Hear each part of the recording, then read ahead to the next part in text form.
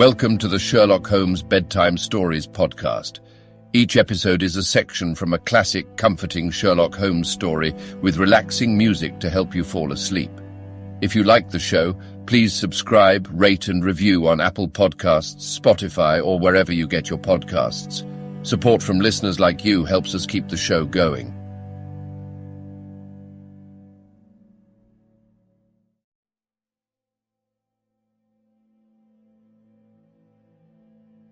Now it's time to relax. Let your body fall into a comfortable position in your bed and drift gently into a state of total relaxation with tonight's story.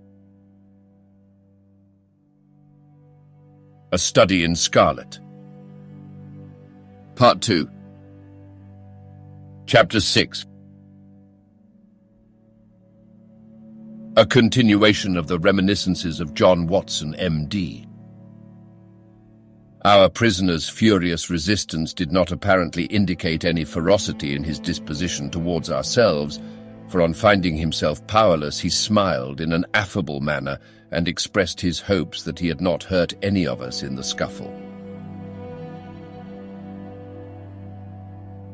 "I guess you're going to take me to the police station," he remarked to Sherlock Holmes. "My cab's at the door. If you'll loose my legs, I'll walk down to it. I'm not so light to lift as I used to be." Gregson and Lestrade exchanged glances as if they thought this proposition rather a bold one, but Holmes at once took the prisoner at his word and loosened the towel which we had bound round his ankles. He rose and stretched his legs as though to assure himself that they were free once more. I remember that I thought to myself as I eyed him that I had seldom seen a more powerfully built man, and his dark, sunburned face bore an expression of determination and energy which was as formidable as his personal strength. "If there's a vacant place for a chief of the police, I reckon you are the man for it," he said, gazing with undisguised admiration at my fellow lodger. "The way you kept on my trail was a caution."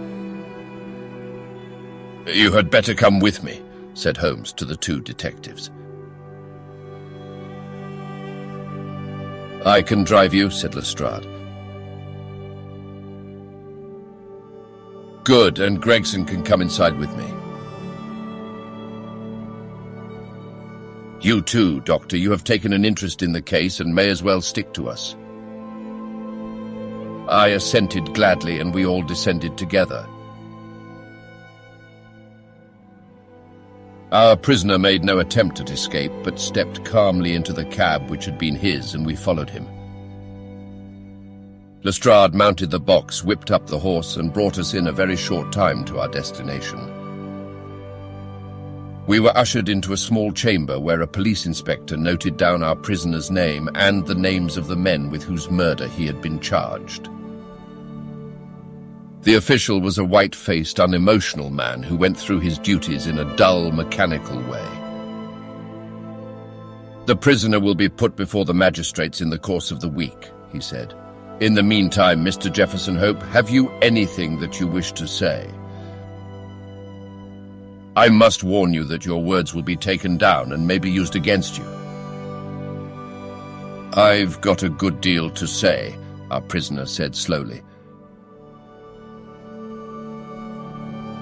"I want to tell you gentlemen all about it." "Hadn't you better reserve that for your trial?" asked the inspector. "I may never be tried," he answered. "You needn't look startled. It isn't suicide I'm thinking of." "Are you a doctor?" He turned his fierce dark eyes upon me as he asked this last question.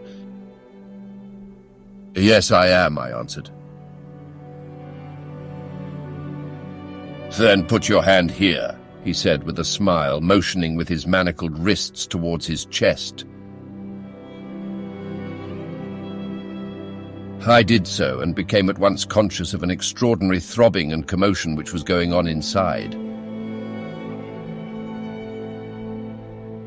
The walls of his chest seemed to thrill and quiver as a frail building would do inside when some powerful engine was at work. In the silence of the room, I could hear a dull humming and buzzing noise which proceeded from the same source. "Why," I cried, "you have an aortic aneurysm." "That's what they call it," he said placidly. "I went to a doctor last week about it, and he told me that it is bound to burst before many days passed. It has been getting worse for years. I got it from overexposure and underfeeding among the Salt Lake Mountains. I've done my work now, and I don't care how soon I go, but I should like to leave some account of the business behind me. I don't want to be remembered as a common cutthroat." The inspector and the two detectives had a hurried discussion as to the advisability of allowing him to tell his story. "Do you consider, Doctor, that there is immediate danger?" the former asked. "Most certainly there is," I answered. "In that case, it is clearly our duty in the interests of justice to take his statement," said the inspector. "You are at liberty, sir, to give your account, which I again warn you will be taken down." "I'll sit down with your leave," the prisoner said, suiting the action to the word. "This aneurysm of mine makes me easily tired, and the tussle we had half an hour ago has not mended matters. I'm on the brink of the grave, and I'm not likely to lie to you. Every word I say is the absolute truth, and how you use it is a matter of no consequence to me." With these words, Jefferson Hope leaned back in his chair and began the following remarkable statement. He spoke in a calm and methodical manner, as though the events which he narrated were commonplace enough. "I can vouch for the accuracy of the subjoined account, for I have had access to Lestrade's notebook, in which the prisoner's words were taken down exactly as they were uttered. It don't much matter to you why I hated these men," he said. "It's enough that they were guilty of the death of two human beings, a father and a daughter, and that they had therefore forfeited their own lives. After the lapse of time that has passed since their crime, it was impossible for me to secure a conviction against them in any court. I knew of their guilt, though, and I determined that I should be judge, jury, and executioner all rolled into one. You'd have done the same if you have any manhood in you, if you had been in my place. That girl that I spoke of was to have married me 20 years ago. She was forced into marrying that same Drebber and broke her heart over it. I took the marriage ring from her dead finger, and I vowed that his dying eyes should rest upon that very ring, and that his last thought should be of the crime for which he was punished. I have carried it about with me and have followed him and his accomplice over 2 continents until I caught them. They thought to tire me out, but they could not do it. If I die tomorrow, as is likely enough, I die knowing that my work in this world is done and well done. They have perished, and by my hand. There is nothing left for me to hope for or to desire. They were rich and I was poor, so that it was no easy matter for me to follow them. When I got to London, my pocket was about empty, and I found that I must turn my hand to something for my living. Driving and riding are as natural to me as walking, so I applied at a cab-owner's office and soon got employment. I was to bring a certain sum a week to the owner, and whatever was over that I might keep for myself. There was seldom much over, but I managed to scrape along somehow. The hardest job was to learn my way about, for I reckon that of all the mazes that ever were contrived, this city is the most confusing. I had a map beside me, though, and when once I'd spotted the principal hotels and stations, I got on pretty well. It was some time before I found out where my two gentlemen were living, but I inquired and inquired until at last I dropped across them. They were at a boarding house at Camberwell, over on the other side of the river. When once I found them out, I knew that I had them at my mercy. I'd grown my beard, and there was no chance of their recognizing me. I would dog them and follow them until I saw my opportunity. I was determined that they should not escape me again. They were very near doing it for all that.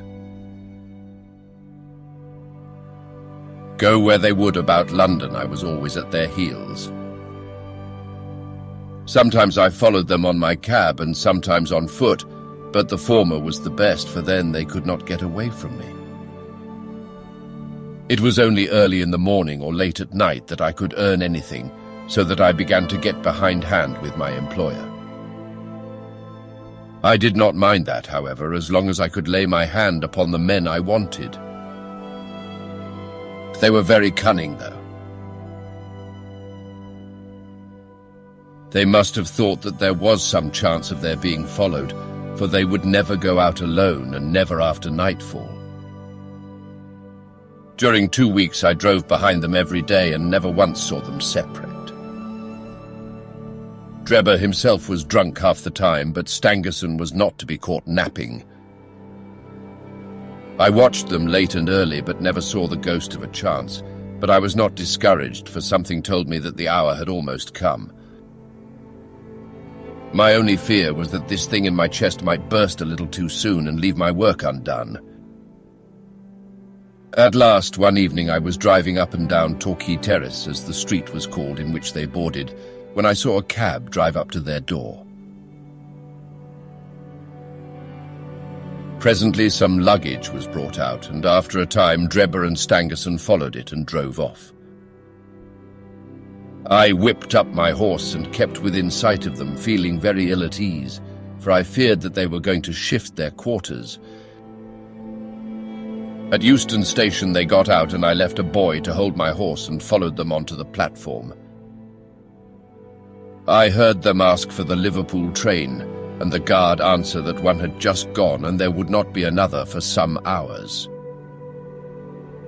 Stangerson seemed to be put out at that, but Drebber was rather pleased than otherwise. I got so close to them in the bustle that I could hear every word that passed between them. Drebber said that he had a little business of his own to do, and that if the other would wait for him, he would soon rejoin him. His companion remonstrated with him and reminded him that they had resolved to stick together. Drebber answered that the matter was a delicate one and that he must go alone. I could not catch what Stangerson said to that, but the other burst out swearing and reminded him that he was nothing more than his paid servant and that he must not presume to dictate to him. On that, the secretary gave it up as a bad job and simply bargained with him that if he missed the last train, he should rejoin him at Halliday's private hotel, to which Drebber answered that he would be back on the platform before 11 and made his way out of the station. The moment for which I had waited so long had at last come. I had my enemies within my power. Together they could protect each other, but singly they were at my mercy. I did not act, however, with undue precipitation. My plans were already formed. There is no satisfaction in vengeance unless the offender has time to realize who it is that strikes him and why retribution has come upon him. I had my plans arranged by which I should have the opportunity of making the man who had wronged me understand that his old sin had found him out. It chanced that some days before, a gentleman who had been engaged in looking over some houses in the Brixton Road had dropped the key of one of them in my carriage. It was claimed that same evening and returned, but in the interval I had taken a moulding of it and had a duplicate constructed. By means of this, I had access to at least one spot in this great city where I could rely upon being free from interruption. How to get Drebber to that house was the difficult problem which I had now to solve. He walked down the road and went into one or two liquor shops, staying for nearly half an hour in the last of them. When he came out, he staggered in his walk and was evidently pretty well on. There was a hansom just in front of me, and he hailed it. I followed it so close that the nose of my horse was within a yard of his driver the whole way. We rattled across Waterloo Bridge and through miles of streets until, to my astonishment, we found ourselves back in the terrace in which he had boarded. I could not imagine what his intention was in returning there, but I went on and pulled up my cab 100 yards or so from the house. He entered it and his hansom drove away. "Give me a glass of water, if you please." My mouth gets dry with the talking. I handed him the glass and he drank it down. "That's better," he said. Well, I waited for a quarter of an hour or more when suddenly there came a noise like people struggling inside the house. Next moment the door was flung open and two men appeared, one of whom was Drebber, and the other was a young chap whom I had never seen before. This fellow had Drebber by the collar, and when they came to the head of the steps he gave him a shove and a kick which sent him half across the road. "You hound!" he cried, shaking his stick at him. "I'll teach you to insult an honest girl." He was so hot that I think he would have thrashed Drebber with his cudgel, only that the cur staggered away down the road as fast as his legs would carry him. He ran as far as the corner, and then, seeing my cab, he hailed me and jumped in. "Drive me to Halliday's private hotel," said he. When I had him fairly inside my cab, my heart jumped so with joy that I feared lest at this last moment my aneurysm might go wrong. I drove along slowly, weighing in my own mind what it was best to do. I might take him right out into the country, and there in some deserted lane have my last interview with him. I had almost decided upon this when he solved the problem for me. The craze for drink had seized him again, and he ordered me to pull up outside a gin palace. He went in, leaving word that I should wait for him. There he remained until closing time, and when he came out he was so far gone that I knew the game was in my own hands. Don't imagine that I intended to kill him in cold blood. It would only have been rigid justice if I had done so, but I could not bring myself to do it. I had long determined that he should have a show for his life if he chose to take advantage of it. Among the many billets which I have filled in America during my wandering life, I was once janitor and sweeper out of the laboratory at York College. One day the professor was lecturing on poisons, and he showed his students some alkaloid, as he called it, which he had extracted from some South American arrow poison, and which was so powerful that the least grain meant instant death. I spotted the bottle in which this preparation was kept, and when they were all gone, I helped myself to a little of it. I was a fairly good dispenser, so I worked this alkaloid into small, soluble pills, and each pill I put in a box with a similar pill made without the poison. I determined at the time that when I had my chance, my gentlemen should each have a drawer out of one of these boxes while I ate the pill that remained. It would be quite as deadly, and a good deal less noisy than firing across a handkerchief. From that day I had always my pillboxes about with me, and the time had now come when I was to use them. It was nearer 1 than 12, and a wild, bleak night, blowing hard and raining in torrents. Dismal as it was outside, I was glad within, so glad that I could have shouted out from pure exultation. If any of you gentlemen have ever pined for a thing and longed for it during 20 long years, and then suddenly found it within your reach, you would understand my feelings. I lit a cigar and puffed at it to steady my nerves, but my hands were trembling and my temples throbbing with excitement. As I drove, I could see old John Ferrier and sweet Lucy looking at me out of the darkness and smiling at me, just as plain as I see you all in this room. All the way they were ahead of me, one on each side of the horse, until I pulled up at the house in the Brixton Road. There was not a soul to be seen, nor a sound to be heard, except the dripping of the rain. When I looked in at the window, I found Drebber all huddled together in a drunken sleep. I shook him by the arm. "It's time to get out," I said. "All right, cabby," said he. I suppose he thought we had come to the hotel that he had mentioned, for he got out without another word and followed me down the garden. I had to walk beside him to keep him steady, for he was still a little top-heavy. When we came to the door, I opened it and led him into the front room. I give you my word that all the way the father and the daughter were walking in front of us. "It's infernally dark," said he, stamping about. "We'll soon have a light," I said, striking a match and putting it to a wax candle which I had brought with me.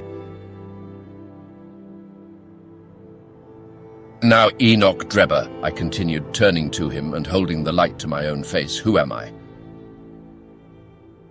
He gazed at me with bleared, drunken eyes for a moment, and then I saw a horror spring up in them and convulse his whole features, which showed me that he knew me.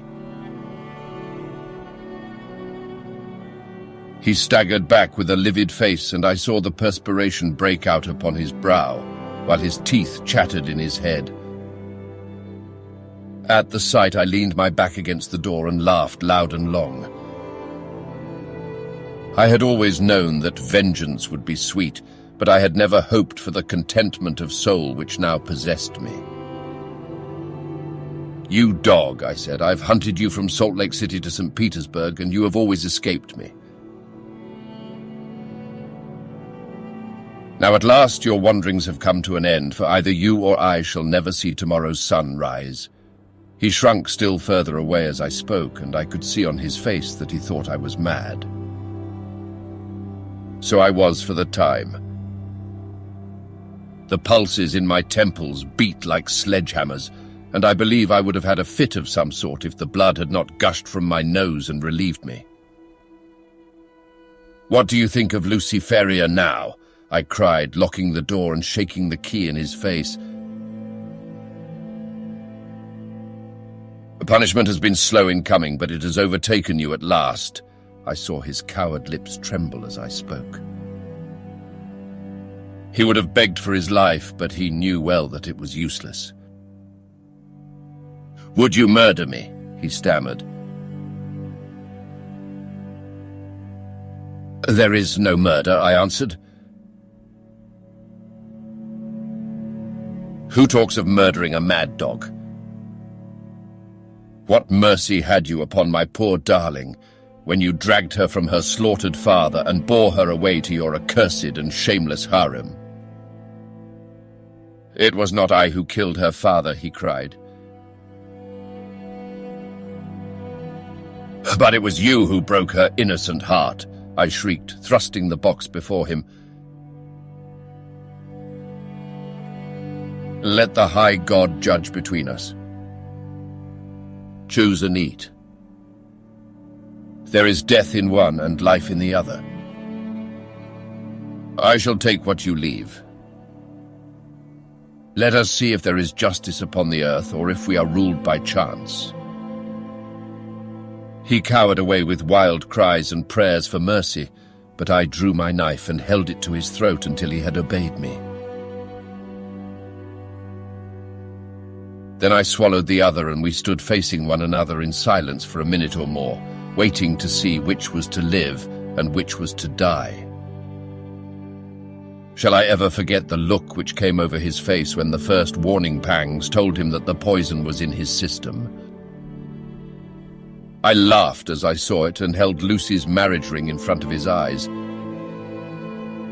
It was but for a moment, for the action of the alkaloid is rapid. A spasm of pain contorted his features. He threw his hands out in front of him, staggered, and then, with a hoarse cry, fell heavily upon the floor. I turned him over with my foot and placed my hand upon his heart. There was no movement. He was dead. For the blood had been streaming from my nose, but I had taken no notice of it. I don't know what it was that put it into my head to write upon the wall with it. Perhaps it was some mischievous idea of setting the police upon a wrong track, for I felt light-hearted and cheerful. I remembered a German being found in New York with Raha written up above him, and it was argued at the time in the newspapers that the secret societies must have done it. I guessed that what puzzled the New Yorkers would puzzle the Londoners, so I dipped my finger in my own blood and printed it on a convenient place on the wall. Then I walked down to my cab and found that there was nobody about and that the night was still very wild. I had driven some distance when I put my hand into the pocket in which I usually kept Lucy's ring and found that it was not there. I was thunderstruck at this, for it was the only memento that I had of her. Thinking that I might have dropped it when I stooped over Drebber's body, I drove back, and leaving my cab in a side street, I went boldly up to the house, for I was ready to dare anything rather than lose the ring. When I arrived there, I walked right into the arms of a police officer who was coming out, and only managed to disarm his suspicions by pretending to be hopelessly drunk. That was how Enoch Drebber came to his end. All I had to do then was to do as much for Stangerson and so pay off John Ferrier's debt. I knew that he was staying at Halliday's private hotel, and I hung about all day, but he never came out. I fancied that he suspected something when Drebber failed to put in an appearance. He was cunning, was Stangerson, and always on his guard. If he thought he could keep me off by staying indoors, he was very much mistaken. I soon found out which was the window of his bedroom, and early next morning I took advantage of some ladders which were lying in the lane behind the hotel, and so made my way into his room in the grey of the dawn. I woke him up and told him that the hour had come when he was to answer for the life he had taken so long before. I described Drebber's death to him, and I gave him the same choice of the poisoned pills. Instead of grasping at the chance of safety which that offered him, he sprang from his bed and flew at my throat. In self-defense, I stabbed him to the heart. It would have been the same in any case, for Providence would never have allowed his guilty hand to pick out anything but the poison. I have little more to say, and it's as well, for I'm about done up. I went on cabbing it for a day or so, intending to keep at it until I could save enough to take me back to America. I was standing in the yard when a ragged youngster asked if there was a cabbie there called Jefferson Hope, and said that his cab was wanted by a gentleman at 221B Baker Street. I went round suspecting no harm, and the next thing I knew, this young man here had the bracelets on my wrists, and as neatly shackled as ever I saw in my life. That's the whole of my story, gentlemen. You may consider me to be a murderer, but I hold that I am just as much an officer of justice as you are. So thrilling had the man's narrative been, and his manner was so impressive that we had sat silent and absorbed. Even the professional detectives, blasé as they were in every detail of crime, appeared to be keenly interested in the man's story. When he finished, we sat for some minutes in a stillness which was only broken by the scratching of Lestrade's pencil as he gave the finishing touches to his shorthand account. "There is only one point on which I should like a little more information," Sherlock Holmes said at last. "Who was your accomplice who came for the ring which I advertised?" The prisoner winked at my friend jocosely. "I can tell my own secrets," he said, "but I don't get other people into trouble. I saw your advertisement, and I thought it might be a plant, or it might be the ring which I wanted. My friend volunteered to go and see. I think you'll only did it smartly." "Not a doubt of that," said Holmes heartily. "Now, gentlemen," the inspector remarked gravely, "the forms of the law must be complied with. On Thursday, the prisoner will be brought before the magistrates, and your attendance will be required. Until then, I will be responsible for him." He rang the bell as he spoke, and Jefferson Hope was led off by a couple of warders, while my friend and I made our way out of the station and took a cab back to Baker Street.